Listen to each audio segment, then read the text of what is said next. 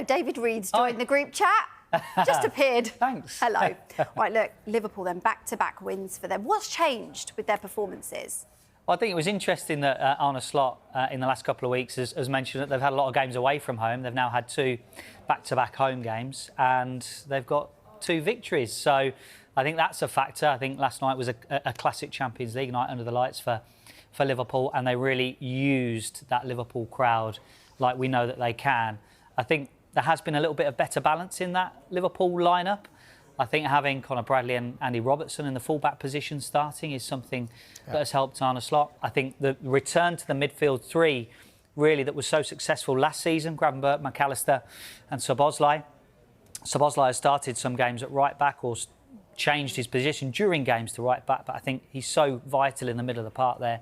And it feels like now that maybe that is Florian Wirtz's position on the left-hand side and drifting in as well. I mean, he ended up on the opposite side of the pitch at times. He was kind of in that free position where he could go wherever he liked and Andy Robertson could overlap. So I think there's a couple of different things that are playing into Liverpool's hands now. What do you think about the balance of this Liverpool side, Jimmy? Yeah, I think it's vital that those 3 are playing in the middle, Gravenberch, McAllister and Szoboszlai. I think Szoboszlai brings so much energy in that middle that they missed a bit. Big factor, Robertson is back and gives stability, you know. And they just looked so much more relaxed, you know, familiar with each other.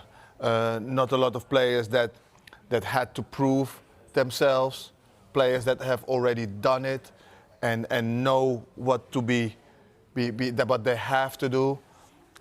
They look so much more relaxed, and I think that position for Wirtz, it's great because you end up playing with, in a way, 2 number 10s, and that's harder to defend. You know, Robertson keeps on going on the left anyway, so we always know that he's going to overlap anyway. So Wirtz he's got a free role coming a little bit from the left, what I actually quite like for him. A little bit of pressure away from him being always in the middle. And it worked yesterday. So hopefully he can build from that and get a little bit of confidence, and his teammates can find him in really dangerous positions. And the fullbacks, I think, are important for Liverpool. I think they started the season with Frimpong and Kerkez really as the number 1s. And as the season has developed, Bradley's fitness has come back and Kerkez has struggled a little bit, and Robertson now back in the team. I think Liverpool fans enjoyed the performance of Conor Bradley for 2 reasons, really. 1, they love him as a player.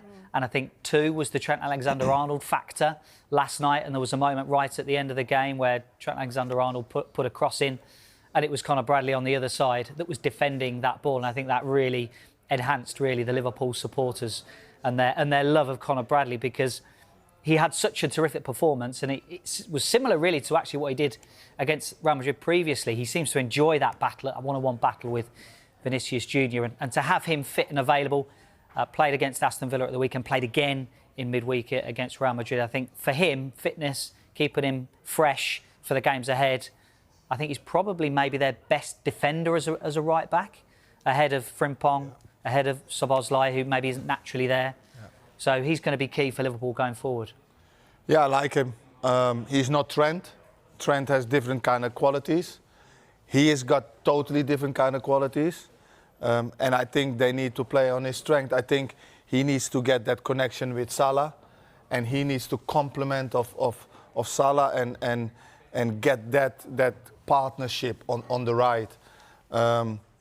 And if they can get that going, they will be a great force there on the right. How do you get that partnership going? Does it click straight away for you? I'm thinking of, you know, does it click straight away with you and Ida, or, you know, whatever? Yeah, with Ida, it clicked straight away. We had that connection straight away.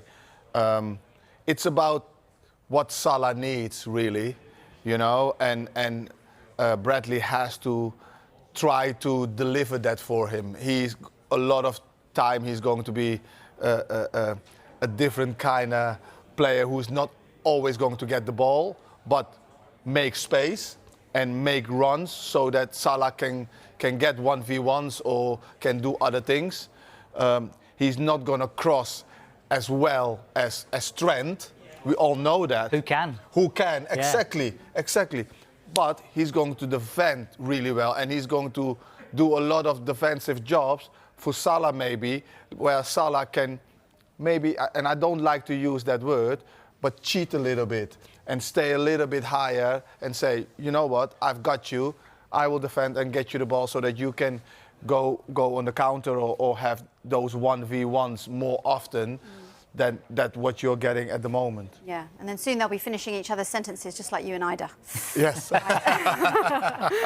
Right, OK, look, after the match last night, Liverpool captain Virgil van Dijk challenged Wayne Rooney about the pundits' criticism of his leadership during the team's losing run. Now, Rooney had questioned body language and leadership since signing a new deal at the end of last season. Van Dijk got the chance to have his say. So he was standing alongside Rooney, who was on punditry at Anfield. This is what Van Dijk said. It would be good if ex-players that played at the highest level, that dealt with difficult moments as well, would put things in perspective. I think if you would watch games, then I would definitely take the responsibility. I think the comment that I signed my new deal and then it's like, that's it, and I let things slide, I think that was a bit ... But that's my personal opinion. What's your take on that, Jimmy? Can you see where he's coming from, Van Dijk? Yeah, I do. And I liked how what he said. He was very polite, very straight. Wouldn't have expect nothing less from a Dutchman.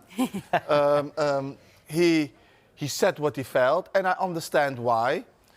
Because when you sign a contract and you cross that white line, you don't think about your contract no more. You just want to play. He had a difficult time, and he wasn't playing his best football. I don't think that it was about his contract. He was just not playing his best football. And I think he will be the first one to say, yeah, hands up, I'm not playing how I can play. And yes, as professionals, ex-professionals, we have all been there. We have all been there. We have all had bad matches or a string of bad matches in a row. And we all know the reasons why or not. Sometimes it just happens. But I like how he has defended himself. I like his demeanor, how he did it. And as much as we are standing here and we are criticizing some players, players are also allowed to criticize us for that, and we have to take that. Yeah. You know, so well done to him. And even better, he's back, he's saying. So let's see if he can sustain that form, and now they can kick on. Is that it now, do you think? Or did he need to address it last night and then put a line under it? I don't think that this is it.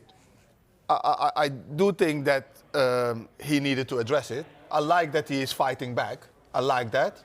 And he did it in a respectable way and in a good way.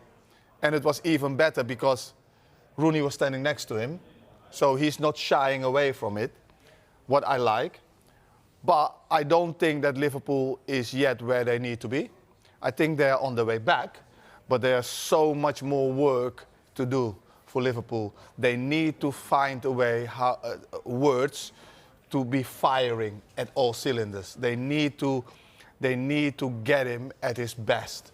When they get him at his best, and they get Isak back, and they get Atiki back, and playing and firing, Gakpo firing, then they will be at their best. But at the moment, they're grinding. And I like that, because you need that as a top team to grind and to get results. That's what they have done in the last two matches. If a player that you criticised spoke to you as a pundit, you know, after something that you had said about them, would you respect it? Of course. It depends how he comes for me. You know, if he does it in a respectful way, we have a conversation, and I will try to explain why I said what I said, and he is entitled for his opinion. You know, and that's the beauty of it. Yeah. Football is opinions, isn't it? Yeah. So. Nobody criticised me, though, OK? No.